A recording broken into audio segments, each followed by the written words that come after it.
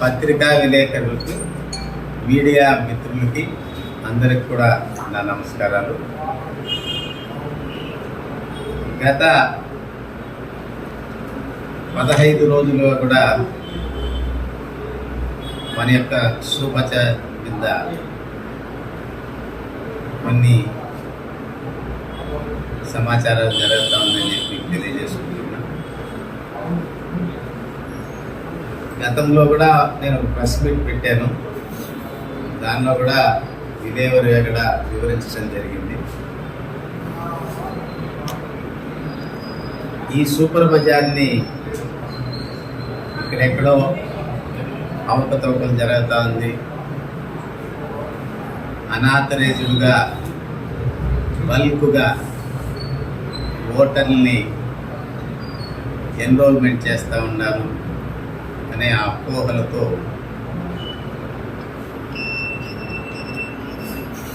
Chittoor collector గారికి complaint చేయడం జరిగింది కొంతమంది వ్యక్తులు. దాని మీద డిస్ట్రిక్ట్ కోఆపరేటివ్ ఆఫీసర్ గారు,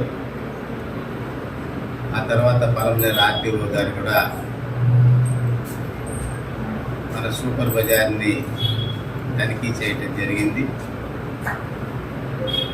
ఆ తనిఖీ చేసినటువంటి రిజల్ట్స్ ఏమరా అంటే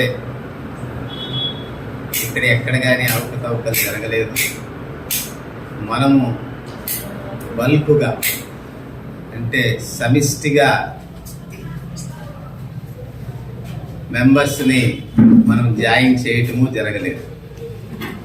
మేము ఆ రోజు మీటింగ్ ఎందుకురా పెట్టుకున్నామంటే బోర్డు మీటింగు, మనం ఫస్ట్ ఫ్లోర్లో కొత్తగా మహిళలకు కావలసిన అలంకార వస్తువులు అయితేనేమి, అదేవిధంగా గిఫ్ట్ ఐటమ్స్ అయితే ఏమి, అదేవిధంగా స్కూల్స్ తెచ్చారు, వాళ్ళకి స్టేషనరీ ఐటమ్స్ కానీ ఏర్పాటు చేస్తే బాగుంటుంది అని చెప్పి దాన్ని ఆల్రెడీ కూడా 13 లక్షల పై చిలుపుతో స్టాండ్లంతా కూడా రెడీ చేయడం జరిగింది. దానికి సీసీ కెమెరాలకు 1,25,000 రూపాయలు మనం వెచ్చించడం కూడా జరిగింది కూడా మీకు తెలియజేస్తున్నాను. ఆ రోజు మీటింగ్ జరుపుకునేది ఎందుకురా అంటే దీనిలో మనం కొత్త వ్యాపారం చేయాలా అని చెప్పేసి. కానీ అది అపోహ ఎందుకు పోయిందో ఏమో నాకు తెలియదు. కానీ జనతా బజార్లో ఓటర్లను చేర్చేస్తూ ఉంటారు. జనతా బజార్లో ఎక్కడ కానీ ఓటర్లను చేర్చరు. ఏ సభ్యుడైనా సరే సభ్యత్వం పొందాలంటే 330 రూపాయలు కట్టి అప్లికేషను, ఆధార్ కార్డు, 3 ఫోటోలు, అడ్రస్ ఇచ్చిన తర్వాత బోర్డు మీటింగ్ అప్పుడు ఆ నెలలో కానీ లేదా బోర్డు మీటింగ్ గతంలో జరిగి ఇప్పుడు జరిగే దినానికి ఉండే గ్యాప్లో ఎంతమంది సభ్యులుగా జాయిన్ అవుతారో డబ్బులు కట్టి వాళ్ళని ఒకే తూరి బోర్డు మీటింగ్లో అప్రూవ్ చేస్తాం. వీళ్ళందరినీ కూడా మనం సభ్యులుగా తీసుకుంటా ఉన్నామని చెప్పి అది పాలసీ. ఈ రోజు ఒకరు వస్తే ఈ రోజును చేసుకునేది, రేపు ఒకరు వస్తే రేపు ఒకరిని చేర్చుకునేది పద్ధతి కాదు. ఎందుకంటే దాన్ని బోర్డు అప్రూవ్ చేయాలి. ఆ ఓటర్ ఎన్రోల్మెంట్ అయ్యేవాళ్ళు దాన్ని ఏదో అసలు ఆ రోజు అయితే అది కూడా జరగలేదు అని మీకు తెలియజేస్తాను. మినిట్స్ బుక్ ఉంది, అది కూడా జరగలేదు. సరే, అది జరగలేదు పోనేను అనుకుంటే మేము ఎలక్షన్స్కు గతంలో 2022వ సంవత్సరంలో కలెక్టర్ గారికి అప్లికేషన్ పెట్టాము. మీరు ఈ సూపర్ బజార్కు ఎన్నికలు జరిపించండి అని చెప్పి కలెక్టర్ గారి సీల్ మాకు రిసీవ్ అయినట్టుగా సీల్ ఉండాలి కింద. ఎలక్షన్స్ జరగలేదు. గతంలో ఉన్నటువంటి ఎమ్మెల్యే గారిని కూడా నేను రిక్వెస్ట్ చేసుకున్నాను. ఎమ్మెల్యే గారు ఎలక్షన్స్ పెట్టండి, ఎలక్షన్స్కి పోతాం మనము అని చెప్పి కూడా అడిగాను. ఆయన కూడా ఎలక్షన్స్ పోయేదానికి గమనైపోయాడు. ఆ తర్వాత 24లో మళ్ళా రెఫరెన్స్ పెట్టి మళ్ళా పెట్టాం. ఈ పాలక వర్గానికి గడువు అయిపోయింది, కొత్త పాలక వర్గం ఎన్నుకోవాల్సిన పరిస్థితి ఉంది, కాబట్టి మీరు ఎన్నికలు జరిపించండి మాకు అని చెప్పారు. దీనిక్కడ వాళ్ళు ఏమాత్రం సమాధానం చెప్పలేదు. ఆ తర్వాత కోఆపరేటివ్ యాక్ట్లో ప్రకారం ఒక సొసైటీ కోఆపరేటివ్ యాక్ట్లో రిజిస్ట్రేషన్ అయినా కూడా యాక్ట్లో ఒక క్లాజ్ ఉంటుంది. ఏమిరా ఉంటుందంటే, కోఆపరేటివ్ సెక్టర్లో గవర్నమెంట్ దగ్గర నుంచి మీరు డబ్బులు తీసుకొని కోఆపరేటివ్ సొసైటీని నడిపిస్తే కానీ మొత్తం అధికారం అంతా కూడా గవర్నమెంట్కే ఉంటుంది. ఎలక్షన్స్ జరిపించాలన్నా ఏం చేయాలి. అది కాకుండా ఏ సొసైటీ అయినా సరే ఆంధ్రప్రదేశ్లో ప్రభుత్వం యొక్క నిధులు సొసైటీలో లేకుండా పోతే ఆ మేనేజ్మెంటే ఆ ఎలక్షన్లు జరిపించుకోవచ్చు అని చెప్పి ఒక సెక్షన్ ఉండదు. ఆ సెక్షన్ ప్రకారము మేము ఇంకా గవర్నమెంట్ పెట్టకంటే ఎట్లా అని చెప్పి ఆ సెక్షన్ ప్రకారం బోర్డు మీటింగ్లో మేము అప్రూవ్ చేసుకొని, అంతకుముందే జరిగినటువంటి జనరల్ బాడీ మీటింగ్లో కూడా అప్రూవ్ తీసుకొని మేము ఒక ఎలక్షన్ ఆఫీసర్ని అపాయింట్మెంట్ చేయటం జరిగింది. ఆ ఎలక్షన్ ఆఫీసర్ కూడా అపాయింట్మెంట్ ఆర్డర్ తీసుకొని ఆయన మా దగ్గర ఉన్నటువంటి మినిట్స్ బుక్స్ అయితేనేమి, ఓటర్ ఎన్రోల్మెంట్ పుస్తకాలు అయితేనేమి అన్నీ కూడా తీసుకొనేసి మాకు ఒక లెటర్ ఇచ్చినాడు. మీరు ఫలానా దినం నుంచి ఫలానా దినం వరకు కూడా ఓటర్ లిస్టు డిస్ప్లే చేయాలని చెప్పేసి, దాని ప్రకారం మనం ఓటర్ లిస్టు డిస్ప్లే చేసినాం. అబ్జెక్షన్స్ని కాల్ఫార్ చేసినాం. ఎవరికన్నా మీ పేర్లు తొలగించుకోవాలన్నా, మీ పేర్లు తప్పులు ఉన్నా కూడా, ఏదైనా డెత్ కేసులు ఉంటే కూడా అటువంటిది చేర్పులు కూడుపులు ఏదైనా ఉంటే దాన్ని ఈ సొసైటీ సిద్ధంగా ఉంది చేసేదానికని చెప్పి వారం రోజులు టైం పెట్టాం. దీన్ని కింద పెట్టినాం. వాన వస్తూ ఉంది అని చెప్పేసి కింద ఒక బోర్డు పెట్టాం. గౌరవ సభ్యులంతా కూడా మీ ఓటర్ లిస్టుని పైన పెట్టినాం, మీరు వచ్చి మీ ఓటర్ లిస్టుని తనిఖీ చేసుకోవాలని కూడా చెప్పడం జరిగింది. దాని ప్రకారం సుమారు 15 నుంచి 20 మంది వాళ్ళ పేర్లు తొలగిపోయినాయని, వాళ్ళ పేర్లు లేదని, వాళ్ళ కొందరు చనిపోయినారని చెప్పేసి మాకు అప్లికేషన్ ఇవ్వటం జరిగింది. అన్నీ కూడా జరిగింది. ఇది జరిగే పరిస్థితుల్లో ఉన్నట్లుండి ఒక జీవో తీసుకొని వచ్చారు. ఈ జనతా బజార్ యొక్క పాలక వర్గాన్ని తొలగిస్తూ మేము ఒక స్పెషల్ అధికారిని దీనికి అపాయింట్మెంట్ చేస్తూ ఉన్నాము. ఇంకా మీట ఆ అధికారి దీన్ని మేనేజ్మెంట్ చేస్తారు, దీని బాగోగులు ఆయన చూసుకుంటారని చెప్పి ఒక జీవో తెచ్చారు. ఆ జీవో తెచ్చేదానికి వచ్చింది జీవో బాగానే ఉంది, కానీ మేము ఎలక్షన్ ఆఫీసర్ని ఫిక్స్ చేసిన తర్వాత అతనికి ఎవరు ఫోర్స్ చేసినారా, ఎవరు అతన్ని భయపెట్టినారా నాకు తెలియదు, కానీ అతను ఒక లెటర్ పంపించాడు 1వ తేదీ డేట్లో రాసి, నా ఆరోగ్య పరిస్థితులు సరిగా లేని దానివల్ల నేను ఎలక్షన్ ఆఫీసర్గా విరమించుకుంటా ఉన్నాను అని చెప్పి నాకు రాస్తూ ఆ కాపీని DCO గారికి కూడా పంపించడం జరిగింది. సరే, నాకు అర్థమైంది వీళ్ళు ఎలక్షన్ పెట్టరు, ఇది స్పెషల్ ఆఫీసర్ చేతికి పోతే అన్యాకృతం అయిపోతుంది అనేది ఒక బాధతో దీన్ని ఇంత డెవలప్ చేసినాము. ఒక పాలక వర్గం చేతిలో ఉంటే ఇది అభివృద్ధి చెందుతుందే కానీ ప్రభుత్వ అధికారం చేతిలోకి పోతే ఇది మూతపడిపోతుందనే భయముతో ఆ జీవోని నేను హైకోర్టులో ఎత్తుకొని పోయి ఛాలెంజ్ చేశాను.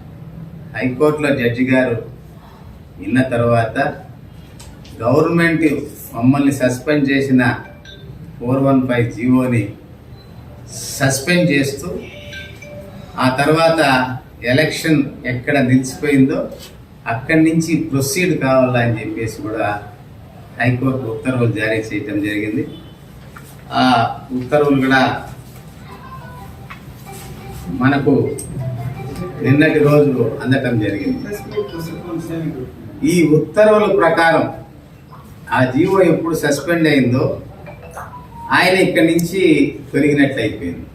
సో మళ్ళీ నెక్స్ట్ ఎవరు రావాలి, దీనికి ముందు ఎవరున్నారో వాళ్ళు దీన్ని ఇన్ఛార్జిగా తీసుకోవాలి. దానికోసం నిన్నటి రోజు మీటింగ్ కండక్ట్ చేసి ఈ జడ్జిమెంట్ ఆర్డర్ కాపీ వచ్చిన తర్వాత నిన్నటి రోజు సాయంకాలం మళ్ళా పాలకవర్గాన్ని అంతా పిలిపించి మేము ఛార్జ్ తీసుకోవడం జరిగిందని కూడా మీకు తెలియజేస్తుంది. ఈ మధ్యలో 10 days ఉంది, అంటే కొత్త జీవోకి ఆ జీవో సస్పెన్షన్ అయిన దానికి 10 రోజులు ఉంది. ఈ 10 రోజుల కాలంలో ఎంతదా సూపర్ బజార్లో సరుకు తగ్గిపోయిందంటే నాకు అర్థం కాదు. బియ్యం లేదు, నూనె లేదు, సరుకులు లేవు. ఆయన వస్తాడు, చూస్తాడు, పోతాడు. నా మీద ఒక అభియోగం పెట్టినారు, డే బుక్ కంప్లీట్గా కాలేదు అనేసి. ఈరోజు ఆయన ఛార్జ్ తీసుకున్నప్పటి నుంచి ఈ రోజు వరకు కూడా ఆయన డే బుక్లో చవరాలు పెట్టింది కూడా లేదు. అధికారులు అంటే అట్లుంటారు, ఎన్నుకున్న ప్రతినిధులు అయితే ఈ విధంగా ఉంటారని చెప్పి మీకు తెలియజేస్తున్నాను. అంతేకాకుండా ఈ కేసు ఫైల్ చేసినాను కదా, మీకు ఇంకొక ముఖ్యమైన విషయం చెప్పాలా. ఏ అధికారినైనా కానీ ప్రభుత్వం ఒక సొసైటీకి వేసిందంటే ఆ అధికారి ఆయన పేరెంట్ డిపార్ట్మెంట్లో ఏమి జీతం తీసుకుంటా ఉన్నాడో ఆ జీతం అంతా కూడా అక్కడ ఇవ్వరు, ఈ సొసైటీ ఇవ్వాల. ఏ సొసైటీని అయిపోయింది ఆయన వచ్చిపోయేదానికి టీఏ డిఏ మనం ఇవ్వాల. ఆయన ఎంత డ్రా చేస్తాడో జీతము ఆ జీతం మొత్తం మన సొసైటీ ఇవ్వాల. ఇది ఉండే రూల్ పద్ధతులు చెప్తున్నాను. సో పాలక వర్గం ఉండేటప్పుడు ఏమీ లేకుండా పనిచేస్తూ ఒట్టి సిట్టింగ్ తీసుకొని 500 రూపాయలు సిట్టింగ్ తీసుకొని జనాలు ఇక్కడ పనిచేస్తూ ఉంటే ఆయన ఆడ లక్షల జీతం తీస్తూ ఉంటే ఆ లక్షలు మన సొసైటీ అచ్చు పెట్టుకోవాలి. దీనికి సింపుల్గా మీకు ఒక చిన్న ఇది చెప్తాను అర్థమయ్యేదానికి జనాలకి. నేను కోర్టులో కేసు వేసాను. కోర్టులో వేసిన తర్వాత అది గవర్నమెంట్కి అందరినీ పార్టీ చేసిన, దాంట్లో కలెక్టర్ గారిని చేసిన, విసిఓ గారిని చేసిన, ఎవరైతే ఈ సొసైటీకి ఈరోజు ఇన్ఛార్జ్గా వేసినారో ఆయన్ని కూడా చేసిన. ఆయనకి జీపీ గారు ఫోన్ చేసినట్లుంది, ఎవరో కేసు వేసినారు సొసైటీ మీద నువ్వు రావాలంటే. ఈ ఆఫీసరు ఈ నుంచి కారు ఎత్తుకొని పోయినాడు విజయవాడకి. కారు ఎత్తుకొని పోయి దానికి 12,000 రూపాయలు బిల్లు పెట్టినాడు కారు పోయి వచ్చేదానికి. అక్కడ భోజనం ఖర్చులకు బిల్లు పెట్టినాడు. ఎవరి సొత్తు ఇట్లా అన్యాయకృతం కావాలా నేను అడుగుతాను. ఒక స్పెషల్ ఆఫీసర్గా ఉంటే ఆయన బస్సులో పోని, సూపర్ లగ్జరీ బస్సులో పోని, లేకుంటే ట్రైన్లో పోని, ఎవరు కాదని చెప్పరు కదా.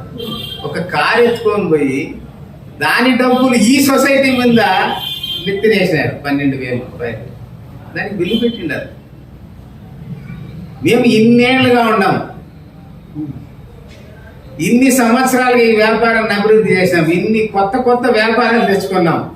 మీరు రాండి, మా లెక్కలు చూడండి. మేము ఏ రోజన్నా మా కారుకు పెట్రోల్ పోసుకున్నామా, మా కారుకు డీజిల్ పోసుకున్నామా, మా కారు ఖర్చులు రాసుకున్నామా, మీరే చూడండి. అందుకే నేను చెప్తా ఉంటా, మీడియా ద్వారా కానీ ప్రెస్ ద్వారా కానీ నేను అప్పీల్ చేస్తున్నా. మీరు ఎలక్షన్స్ పెట్టండి, ఎలక్షన్స్ పోండి. ఎలక్షన్ మనం ఎప్పుడు పోతామో ఈ సొసైటీలో ఉండేటువంటి గౌరవ సభ్యులంతా కూడా ఎన్నుకుంటారు. ఆ ఎన్నుకున్న కమిటీ ఇక్కడ కూర్చొని వ్యాపారం చేస్తుంది. అది ఎవరన్నా అయిపోయి ఒకవేళ వాళ్ళు ఈ సొసైటీని అవకతవకలు చేసినా కూడా మెంబర్లు వాళ్ళు అడిగేదానికి వాళ్ళకి అధికారం ఉంటుంది. ఒక స్పెషల్ ఆఫీసర్ వేసేసి ఆయన అడిగేవాడు లేడు, చేసేవాడు లేడు. ఆయన సాయంకాలం అయితే తిరుపతికి వెళ్ళిపోతాడు, తెల్లారితలేసి వస్తాడు, కలెక్టర్ ఆఫీస్లో మీటింగ్ ఉందంటే వెళ్ళిపోతాడు. ఇది day to day, time to time సరుకులు తెచ్చుకోవాలా, అమ్ముకోవాలా, ఏ వస్తువులు అయిపోయితే దానికి ఆర్డర్ చేయాలా, ఏ వస్తువులు ఏం రేటు కొనాలో చెప్పాలా. అటువంటి వ్యాపార సంస్థకు ఒక అధికారిని పెట్టేది నాకు నచ్చలేదని నేను తెలియజేస్తున్నా. నేను మీగుండా తెలియజేసేది పోతాం, ఎలక్షన్స్ పోతాం. 14,000 మెంబర్లు ఉన్నారు.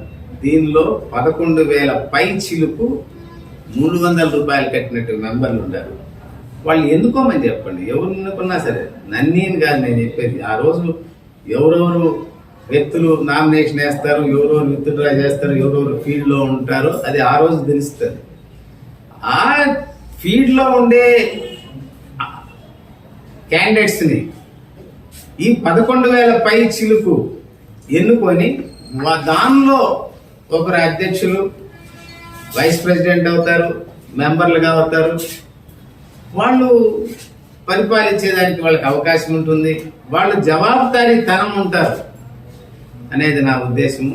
కాబట్టి నేను అందరికీ నా అప్పీల్ ఇదే.